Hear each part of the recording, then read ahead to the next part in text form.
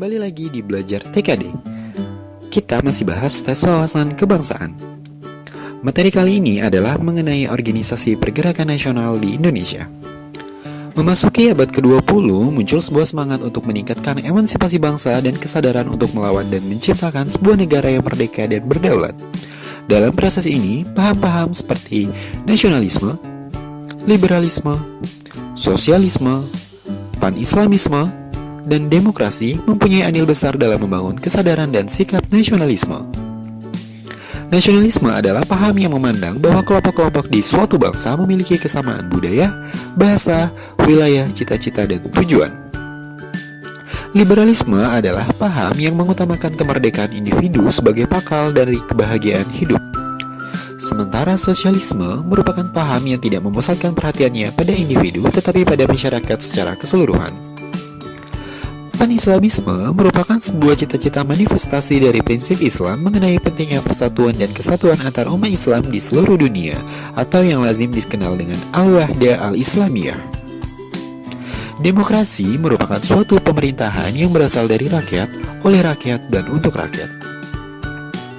Selanjutnya kita akan bahas mengenai periode perkembangan nasionalisme di Indonesia.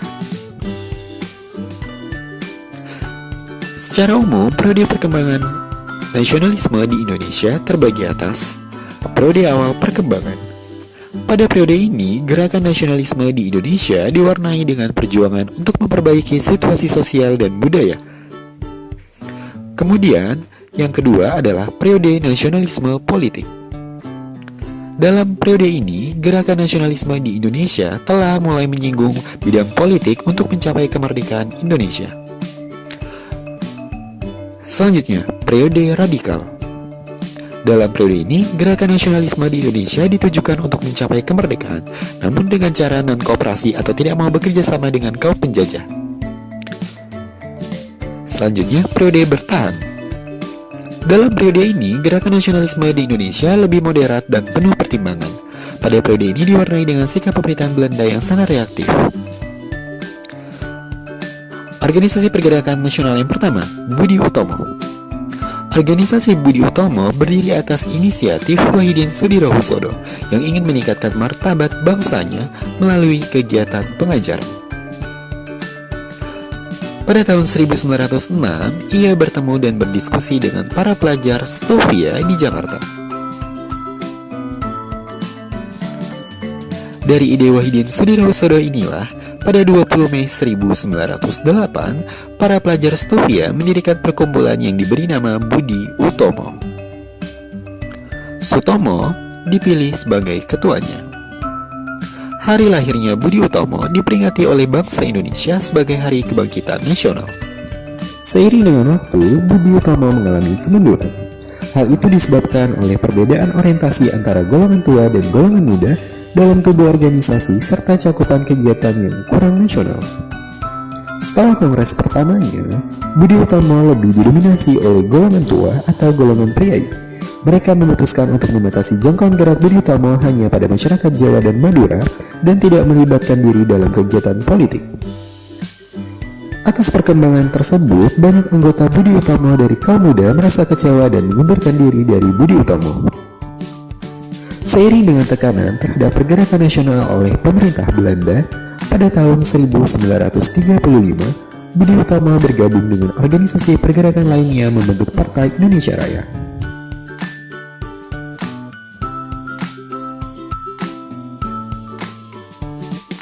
Kedua, Sarekat Islam. Organisasi ini bernafaskan Islam, semula bernama Sarekat Dagang Islam, yang didirikan oleh Haji Saman Hudi di Surakarta pada tahun 1911. Sarekat Islam mengalami perkembangan yang pesat setelah dipimpin oleh Haji Umar Said Cokro Aminoto.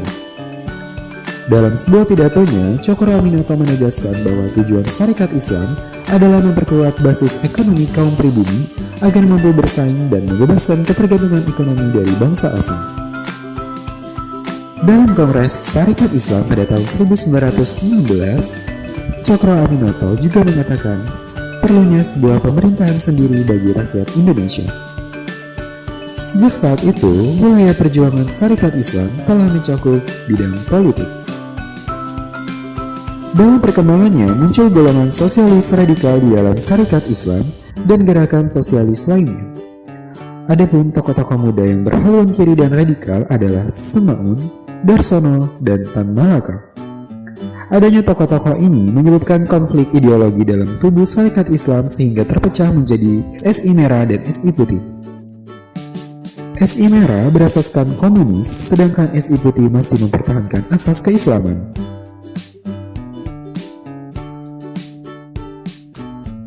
Ketiga, Muhammadiyah merupakan organisasi sosial Islam yang cukup penting di Indonesia. Organisasi ini didirikan di Yogyakarta pada 18 November 1912 oleh Kiai Haji Ahmad Dahlan. Mulai tahun 1920, Muhammadiyah mulai meluaskan sayapnya ke daerah-daerah di Pulau Jawa. Pada tahun 1921 melebar lagi sampai keluar Jawa. Cabang utama di luar Jawa berada di Minangkabau.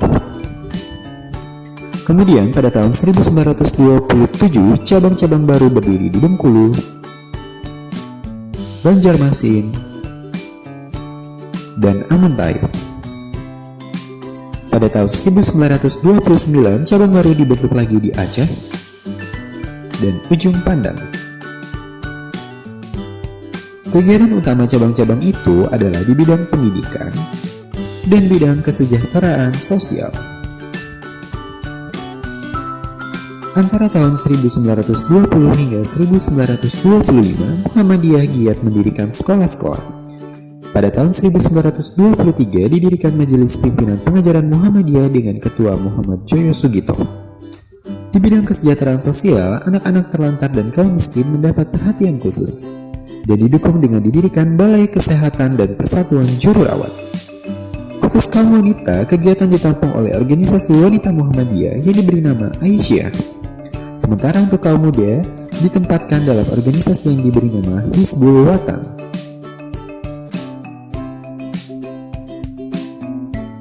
Keempat, Indisch Partei. Organisasi ini berdiri pada 25 Desember 1912 yang dicetuskan oleh Dulles Dekker. Ia melihat adanya keganjilan dalam masyarakat kolonial, khususnya diskriminasi antara keturunan Belanda murni dan kaum Indo. Dulles Dekker juga melihat penderitaan masyarakat Indonesia. Kemudian Dulles Dekker mengadakan perjalanan propaganda ke Pulau Jawa antara 15 September hingga 3 Oktober 1912. Dalam perjalanan tersebut, ia bertemu dengan Dr. Cipto Mangunkusumo dan Suwardi Suryaningrat. Ketiga tokoh ini dikenal dengan sebutan Tiga Serangkai, kemudian sepakat bergabung membentuk Indisch Partei yang didirikan di kota Bandung. Indisch Partei membentuk Komite Bumi Putra yang bermaksud mengirimkan telegram kepada Ratu Belanda tentang pencabutan pasal 3 RR tentang dibentuknya Majelis Permusyawaratan Rakyat yang sejati dan ketegasan akan adanya kebebasan berpendapat di daerah jajahan. Karena kegiatan ini dipandang berbahaya, pada Agustus 1913, Tiga Serangkai akhirnya dijatuhi hukuman dan dibuang ke negeri Belanda. Selanjutnya, Indisch Partei berganti nama menjadi Partai Insulin. Asasnya adalah membina semangat nasionalisme Hindia dengan memperkuat cita-cita dan persatuan bangsa. Kembalinya Dulles Dekker dan kawan-kawan dari negeri Belanda pada tahun 1918 tidak begitu berarti bagi Partai Insulin. Pada tahun 1919, Insulin berganti nama menjadi National Indisch Partei atau NIP. Dalam perkembangannya, NIP tidak mempunyai pengaruh yang cukup terhadap rakyat Indonesia. Baiklah anak-anakku kelas 11 IPA dan 11 IPS. Pada pagi ini akan kita lanjutkan materi pelajaran kita untuk sejarah Indonesia. Pada minggu lalu kita sudah menyelesaikan itu dari materi bab 2 dan kita sudah ujian walaupun hasilnya belum maksimal. Mudah-mudahan ke depan lagi kita lebih giat, lebih fokus, maka bisa memperoleh nilai yang bagus. Nah, pada pagi ini kita akan lanjutkan dengan materi bab 3. pergerakan nasional, ya, pergerakan nasional. Nah, seperti yang kita ketahui, sudah kita pelajari beberapa minggu yang lalu, yaitu bagaimana ciri-ciri perlawanan bangsa Indonesia sebelum abad ke-20, bahwa yang pertama perlawanannya bersifat lokal, terjadi di daerah-daerah tanpa adanya koordinasi, ya. Terjadi perlawanan di Ponegoro, Imam Bonjol, Patimura, ya. Kemudian perlawanan-perlawanan di daerah-daerah lain. Tidak ada koordinasi dari perlawanan-perlawanan tersebut. Misalnya antara Imam Bonjol dengan Diponegoro, ya, karena kebetulan perang itu, perlawanan itu pada hampir bersamaan waktunya, tidak ada koordinasi. Demikianlah bahwa perlawanan-perlawanan itu hanya memperjuangkan daerahnya sendiri untuk memisahkan ataupun bebas dari kekuasaan bangsa asing untuk sementara. Yang kedua, tidak menggunakan organisasi, tetapi dilakukan secara kelompok saja. Ya, belum ada organisasi untuk bersama-sama melakukan perlawanan. Ya, yang penting timbul rasa benci karena tindakan-tindakan penguasa atau penjajah, maka dilakukanlah secara kelompok saja kepada Belanda. Nah, itu contoh, ya, belum terorganisir. Kemudian dipimpin oleh tokoh masyarakat yang disegani, ya, misalnya pemimpin agama, keluarga keturunan bangsawan, ya, dan lain sebagainya. Mengutamakan kekuatan senjata, memang senjatanya masih sederhana, dari bambu runcing, ya, masih sederhana, tapi mereka berjuang supaya bisa mengalahkan bangsa asing itu, tapi dalam kenyataannya kalah dalam segi persenjataan. Kemudian mudah dipecah belah karena kurangnya koordinasi antara pemimpin dan bawahannya. Iya, mudah dipecah belah. Bahkan dalam satu kelompok saja, dalam satu kerajaan saja, penjajah bisa memecah belah, mengintervensi kerajaan-kerajaan. Begitulah yang terjadi sebelum abad 20. Ya, sebelum abad 20. Nah, sekarang mari kita lihat. Nah, sebelumnya Bapak tambahkan dulu, ya. Perlawanan bersifat lokal. Nah, setelah abad 20,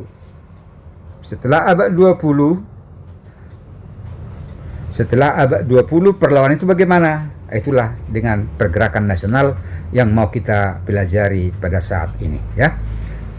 Bersama, yaitu bahwa perlawanan bersifat lokal itu menjadi perlawanan bersifat nasional.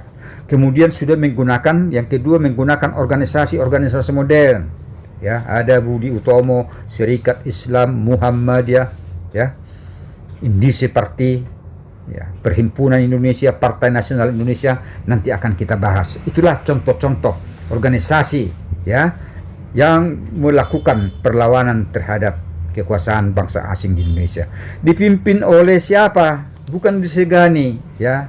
Yang di sini disegani pada masa abad 20, pada masa pergerakan nasional, dipimpin oleh kaum intelektual. Orang-orang Indonesia yang sudah mengecap pendidikan sebagai akibat dari politik etis, ya, bahwa Belanda membangun pendidikan di Indonesia supaya rakyat Indonesia itu mendapat pendidikan dan pengajaran. Nah, setelah mereka mengecap pendidikan baik di dalam negeri maupun di luar negeri, mereka mendirikan organisasi-organisasi untuk menentang kekuasaan asing di Indonesia. Nah, kemudian bukan mengutamakan kekuatan senjata, mengutamakan yaitu kekuatan, ya, diplomasi, ya, melakukan diplomasi. Kemudian tidak mau dipecah belah oleh penguasa Belanda itu sendiri. Itulah kira-kira ciri-ciri perlawanan sebelum abad 19 dan pada abad 20. Nah, baik, kita lanjutkanlah, yaitu faktor-faktor pendorong lahirnya organisasi pergerakan nasional Indonesia. Ya, faktor-faktor pendorong lahirnya organisasi pergerakan nasional Indonesia. Ada dua faktor, faktor internal dan faktor eksternal. Apa itu faktor internal? Faktor yang berasal dari dalam diri bangsa Indonesia sendiri. Faktor eksternal, faktor yang datang dari luar diri Indonesia sendiri. Nah, jadi ada dua faktor, faktor eksternal, internal, dan faktor eksternal. Oke, mari kita lihat satu persatu. Faktor internal, ada beberapa faktor. Ya, pertama adalah lahirnya golongan pelajar akibat dilaksanakannya politik etis. Ya, jadi bahwa golongan pelajar kaum intelektual berperan dalam membangun semangat nasionalisme bangsa Indonesia. Apa yang mereka pelajari di bangku sekolah, mereka mau aktualkan, ya, aktualisasikan dalam kehidupan bermasyarakat. Mereka membangkitkan semangat nasionalisme rakyat bangsa Indonesia melalui organisasi-organisasi yang mereka pimpin nantinya, ya, seperti Budi Utomo, ya, Budi Utomo, Serikat Islam Indi Separti, dan lain-lain sebagainya. Nah, mereka inilah, kaum terpelajar inilah yang berperan untuk membangkitkan semangat nasionalisme, untuk memberi semangat kepada bangsa Indonesia bahwa kita sebagai bangsa harus bebas dari segala bentuk penjajahan asing. Faktor yang kedua, anak-anakku sekalian, yaitu kemajuan di bidang transportasi dan komunikasi yang telah mendorong bangsa Indonesia untuk saling memberi kabar berita. Ya, adanya kemajuan dalam bidang transportasi, dalam bidang komunikasi, sehingga hubungan antar daerah sudah bisa ditempuh dalam waktu yang mungkin, ya, singkat. Atau katakanlah bahwa hubungan kota yang satu, kota yang lain sudah bisa lebih cepat berkomunikasi. Tidak seperti sebelumnya, ya, tidak seperti sebelumnya, belum ada transportasi dan komunikasi yang bisa dibangun untuk menyalurkan ataupun menyampaikan informasi dari satu daerah ke daerah yang lain. Nah, jadi faktor yang kedua adalah karena kemajuan dalam bidang transportasi dan komunikasi. Nah, yang ketiga, perasaan senasib, sependeritaan sebagai bangsa yang dijajah. Adanya persamaan nasib. Bangsa Indonesia mempunyai nasib yang sama, penderitaan yang sama, yang disebabkan oleh penjajahan bangsa asing. Karena adanya kesadaran seperti ini, maka timbul usaha untuk bersama-sama untuk melepaskan diri dari penjajah. Nah, adanya perasaan senasib dan sependeritaan, atau sering dikatakan adalah persamaan nasib. Ya. Baik, kemudian kenangan kejayaan masa lalu bangsa Indonesia. Sebelum datangnya bangsa asing ke Indonesia, bangsa Eropa pada umumnya, sebelum mereka menjajah Indonesia, bahwa kita punya kejayaan pada masa lampau. Ya, Indonesia pernah mengalami kejayaan. Kapan itu? Yaitu pada masa Kerajaan Sriwijaya. Itulah sebagai kerajaan nasional pertama. Ya, kita pernah jaya. Kerajaan Sriwijaya sampai menguasai ke Semenanjung Malaya, sampai ke Indochina, ya. Bahwa wilayah kekuasaan Sriwijaya itu melebihi wilayah negara kesatuan Republik Indonesia yang sekarang. Itulah karena begitu hebatnya, ya, kerajaan tersebut, sehingga wilayah-wilayah lain menjadi wilayah kekuasaan Sriwijaya. Itu yang pertama pada masa kerajaan Sriwijaya. Kemudian yang kedua yaitu pada masa Majapahit. Pada masa Majapahit itulah kerajaan nasional yang kedua setelah Sriwijaya. Wilayah yang menjadi negara kesatuan Republik Indonesia ini dulu dan melebihi sampai ke Filipina, ya, Malaysia, itu merupakan bagian dari kekuasaan kerajaan Majapahit. Tetapi setelah datangnya bangsa Belanda, semua wilayah itu, wilayah yang dibawa kerajaan-kerajaan tersebut jatuh ke tangan bangsa penjajah. Nah, inilah yang disadari oleh bangsa Indonesia bahwa kita pernah jaya pada masa Sriwijaya dan Majapahit. Oleh sebab itu tak perlu takut, ya, tak perlu takut kepada bangsa asing. Kita harus berbuat sesuatu untuk menjadi jaya kembali seperti pada Sriwijaya dan Majapahit. Baiklah, itulah faktor internal yang datang dari dalam diri bangsa Indonesia sendiri. Yang kedua adalah faktor eksternal, ya, faktor yang datang dari luar. Artinya bahwa apa yang terjadi di luar Indonesia itu mempengaruhi juga, ya, ikut mendorong, ya, semangat nasionalisme Indonesia. Yang pertama di sini adalah kemenangan Jepang atas Rusia, ya, kemenangan Jepang atas Rusia dalam perang Rusia-Jepang tahun 1905. Anak-anakku sekalian, ya, ketika bangsa asing itu datang ke Indonesia, mereka tekankan ke daerah-daerah jajahan bahwa bangsa kulit putih datang ke negara jajahan itu untuk memimpin bangsa berkulit berwarna, ya, Afrika, Asia, Amerika, itu semua ditempati oleh bangsa-bangsa berkulit berwarna. Sementara orang-orang Eropa itu berkulit putih. Maka mereka tekankan itu, ya, bahwa tugas utama bangsa kulit putih adalah untuk memimpin bangsa kulit berwarna. Termasuk Indonesia kulit berwarna, Jepang berkulit berwarna, itu berkulit berwarna, Cina, ya, India, orang Afrika, orang Amerika, semua mereka punya kulit berwarna. Nah, jadi mereka tegaskan bahwa Tuhan telah menciptakan mereka sebagai bangsa berkulit putih untuk memimpin bangsa berkulit berwarna. Itu yang pertama.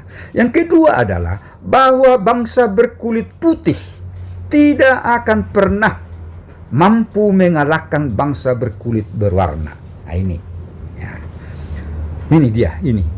Mereka sudah tekankan itu, tidak akan pernah, kapanpun dan dimanapun, bahwa bangsa berkulit warna tidak akan pernah mengalahkan bangsa kulit putih. Anak-anakku sekalian, dalam perang Rusia-Jepang 1905, orang kulit berwarna mengalahkan bangsa kulit putih.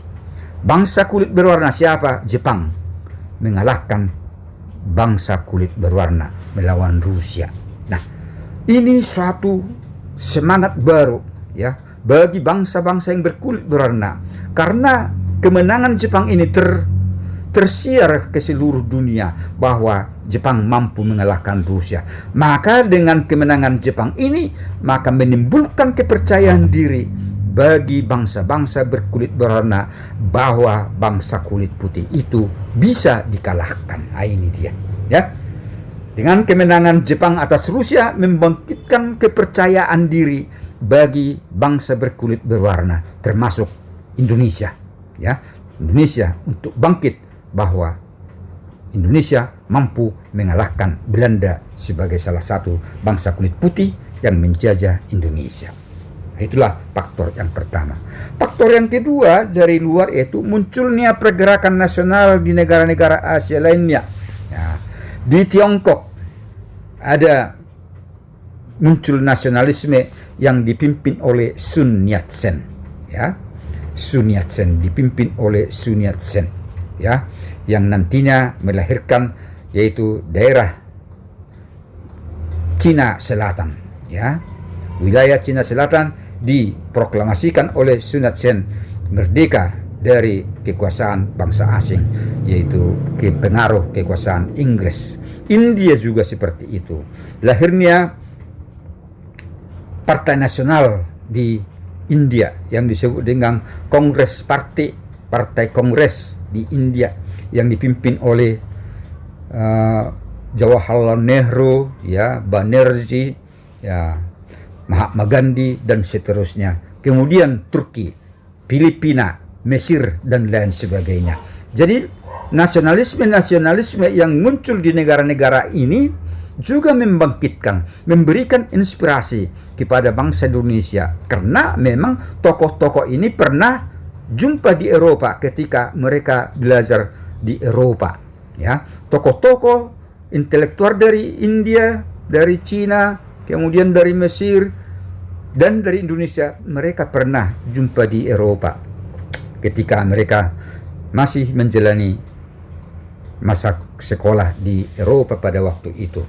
Nah, jadi saling memberikan inspirasi, ya. Lahirnya nasionalisme negara-negara Asia dan Eropa itu, di Asia dan Afrika, ya, membangkitkan juga memberikan inspirasi bagi Indonesia untuk melepaskan diri dari kekuasaan asing. Kemudian yang ketiga adalah pengaruh paham-paham baru. Nah, paham-paham baru itu mereka tahu dari mana? Ya, ketika mereka duduk di bangku sekolah, mereka mengerti nasionalisme, semangat nasionalisme, ya, semangat nasionalis, nasionisme, paham, ya, paham akan cinta tanah air, cinta tanah air. Mereka dapat ini di bangku sekolah, dan inilah yang mau diaplikasikan kepada penduduk, kepada masyarakat, supaya masyarakat itu muncul nasionalismenya. Sosialisme, paham sosial. Liberalisme, paham kebebasan, ya, paham yang menjunjung tinggi kebebasan, ya, kebebasan individu, bebas untuk mendapat pendidikan, bebas untuk mendapat perlindungan, bebas mengeluarkan pendapat, ya, bebas untuk membentuk pemerintahan sendiri, dan juga paham-paham yang lain seperti demokrasi. Nah, inilah yang menjadi faktor pendorong, ya, faktor pendorong lahirnya semangat nasionalisme, lahirnya organisasi-organisasi pergerakan nasional. Baik, anak-anakku sekalian, mari kita lihat bagaimana perkembangan pergerakan nasional Indonesia. Kita bagi tiga, ya, kita bagi tiga, yaitu masa awal, ya, masa awal pergerakan nasional. Kemudian nanti adalah masa radikalisme, ya, masa radikalisme artinya non kooperasi, tidak mau bekerja sama dengan bangsa asing. Kemudian yang ketiga masa kooperasi, mau bekerja sama. Nah, ini bagian, ini tiga bagian. Kita bahas satu persatu dulu. Masa awal pergerakan nasional.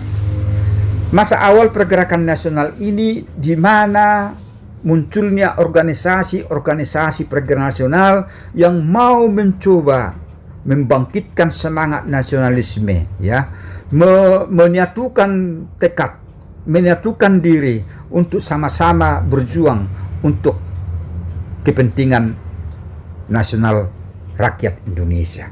Pertama adalah Budi Utomo.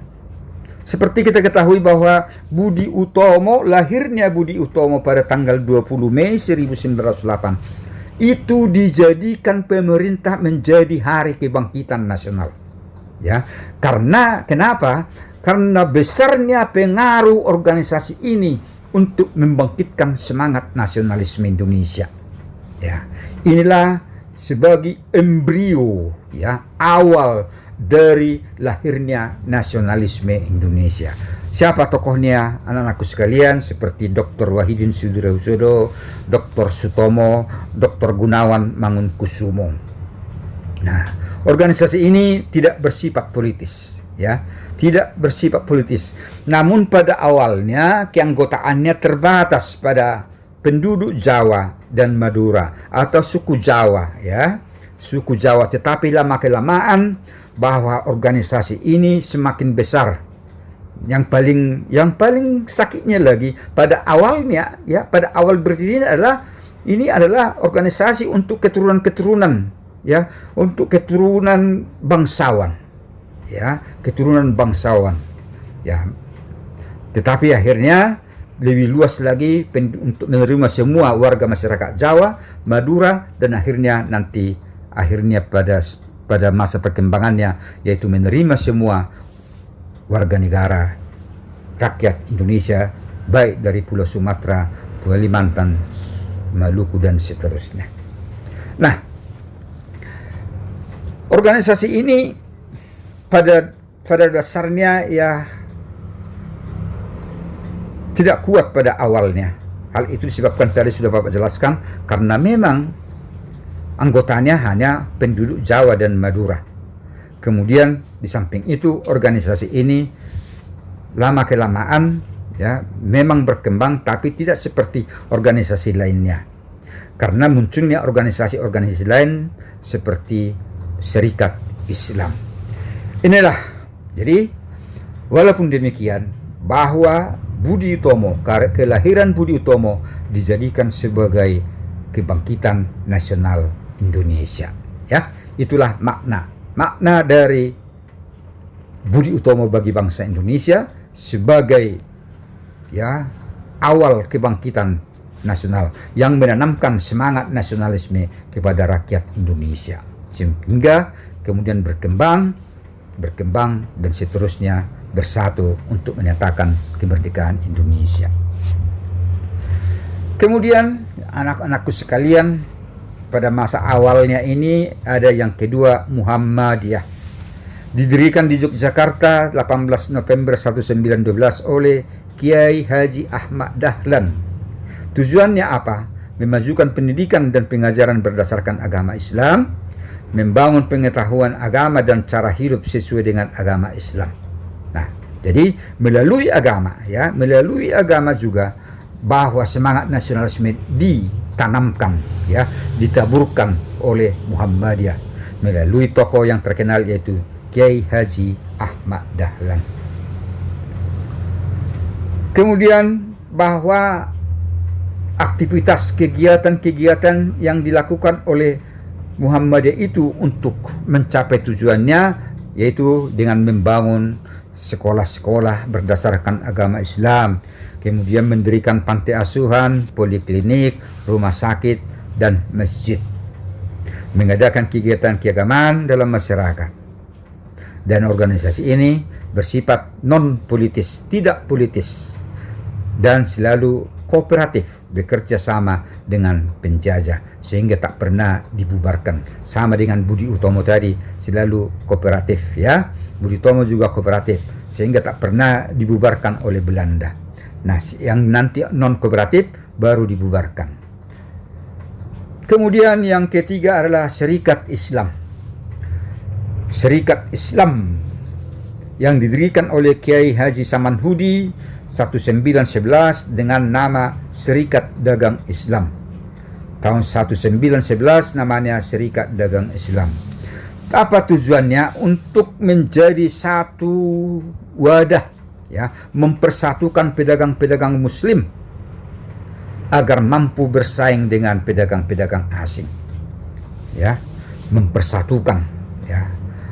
Kemudian anak-anakku sekalian, bahwa tahun 1912 Serikat Dagang Islam berganti nama menjadi Serikat Islam, ya. Pada tahun 1912 digantilah nama SDI menjadi SI dengan ketuanya Haji Omar Said Cokro Aminoto.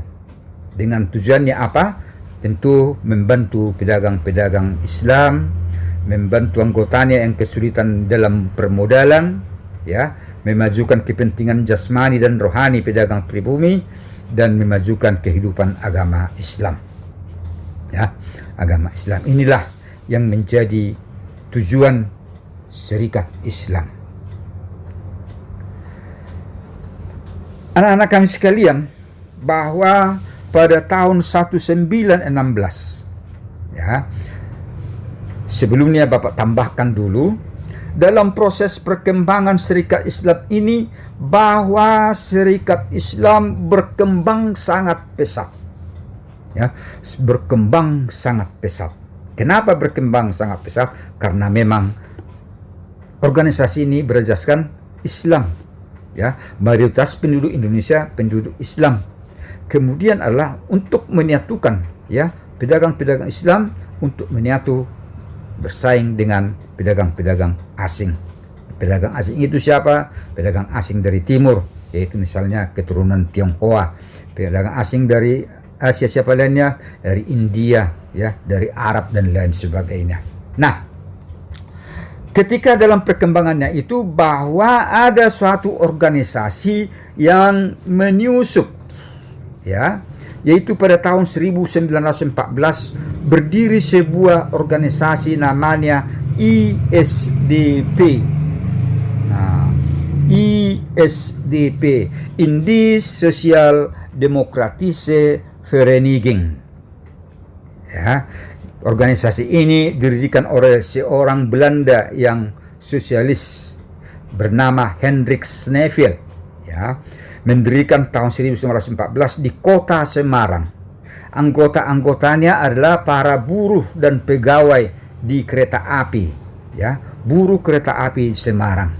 Tetapi organisasi ini sangat lambat berkembang, ya. Organisasi ISDP ini sangat lambat berkembang. Akhirnya Hendrik Sneveld mengangkat orang-orang pribumi menjadi pemimpin organisasi tersebut, ya. Diangkatlah orang pribumi seperti si Semaun dan Darsono, ya, Semaun dan Darsono.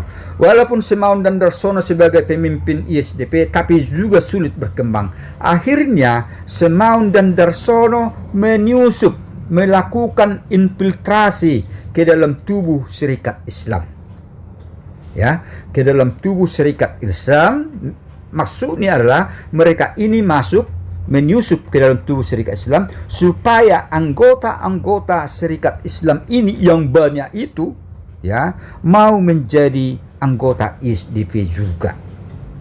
Nah, akhirnya mereka berhasil, ya, akhirnya mereka berhasil. Nah, sehingga karena ini sudah diketahui oleh pimpinan-pimpinan Serikat Islam bahwa ada penyusupan, ada anggota yang mempunyai dua organisasi, yaitu Serikat Islam dengan ISDP. Akhirnya dilaksanakanlah Kongres Serikat Islam Nasional tahun 1916, ya, 1916, serta partai politik dengan mau bekerjasama dengan perintah kolonial Belanda. Tetapi hasilnya bagaimana? Keanggotaan Serikat Islam pecah menjadi dua, yaitu Serikat Islam Putih, ya, Serikat Islam Putih yaitu kelompok nasionalis religius, dan kelompok Serikat Islam Merah. Serikat Islam Putih inilah nanti yang menjadi Partai Serikat Islam Indonesia. Sedangkan Serikat Islam Merah inilah nanti menjadi Partai Komunis Indonesia.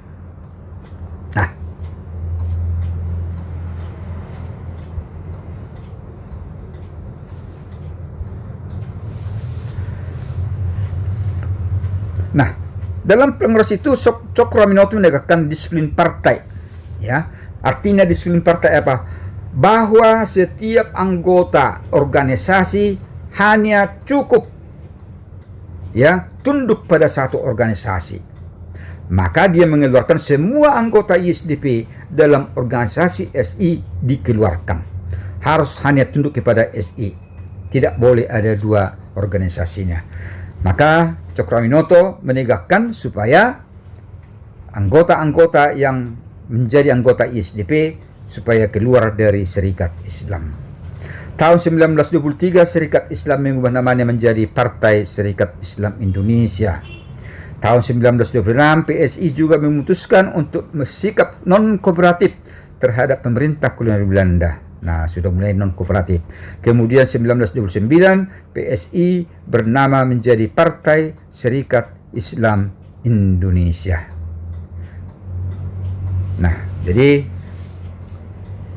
perpecahan yang terjadi dalam tubuh Syarikat Islam ini menjadi mempengaruhi ya keberadaan Syarikat Islam selanjutnya. Baik, anak-anakku sekalian, itulah tentang Syarikat Islam. Sekarang kita masuk kepada nomor 4, Indise Parti. Ya, Indise Parti ini berdiri tanggal 25 Desember 1912 ya. 25 Desember mudah diingat ya, tepat hari Natal itu ya. 25 Desember 1912 di kota Bandung. Tokoh-tokohnya yaitu Ki Hajar Dewantara, Dr. Cipto Mangunkusumo, dan Dawes Dekker. Nah, apa yang lebih utama? Apa yang membedakan organisasi ini?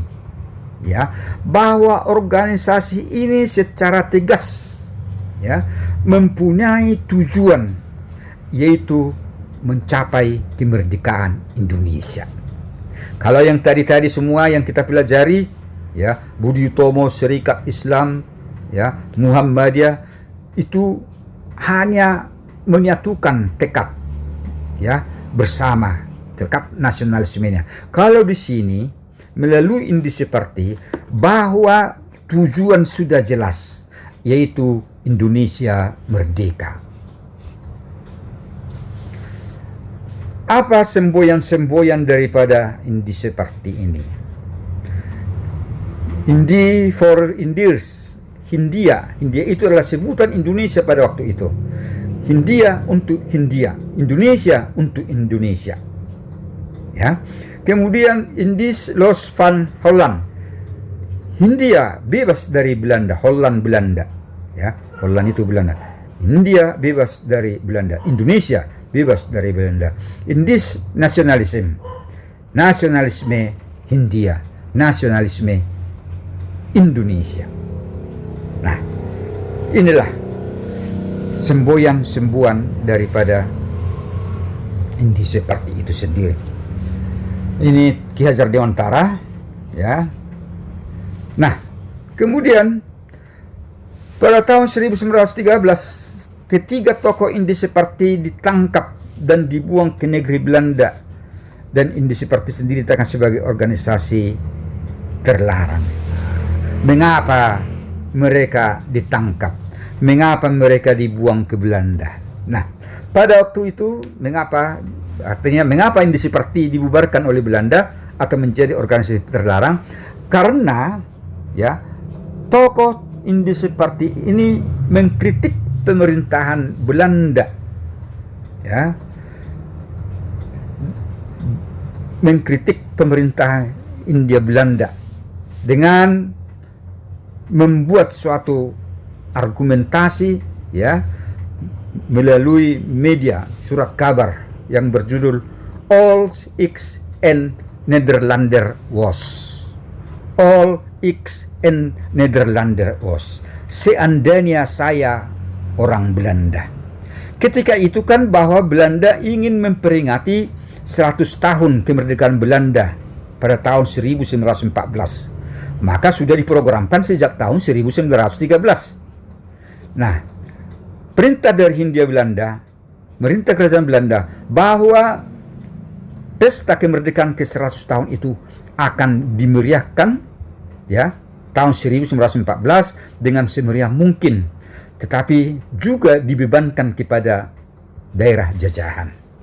Maka datanglah tokoh-tokoh Indise Parti ini mengkritik All X and Nederlander Was. Seandainya saya orang Belanda, ya, seandainya saya orang Belanda, saya akan mengusahakan pesta kemerdekaan ke-100 tahun ya dengan semeriah mungkin, tetapi biayanya tidak perlu dibebankan kepada daerah jajahan. Marahlah Belanda, tersinggunglah Belanda. Ya, akhirnya mereka ditangkap, organisasinya dilarang, dan mereka dibuang, ya, dibuang ke luar negeri.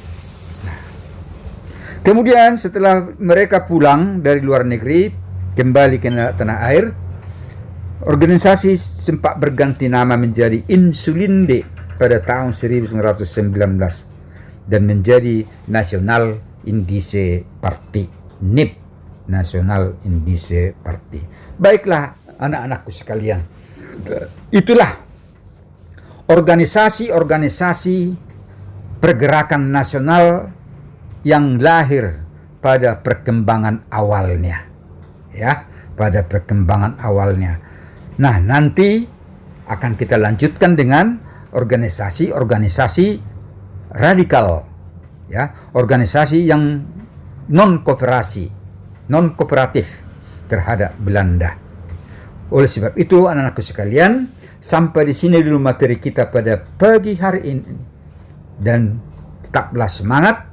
Terima kasih atas perhatian anakku sekalian. Silakan perdalam materi ini melalui sumber-sumber lain. Tetaplah semangat, tetap jaga kesehatan, jaga jarak, pakai masker kalau keluar rumah, kemudian istirahat yang cukup, dan tetaplah semangat. Terima kasih semua. Tuhan memberkati kita semua. Demikian video kali ini, jangan lupa like dan subscribe channel ini biar kamu gak ketinggalan video-video selanjutnya.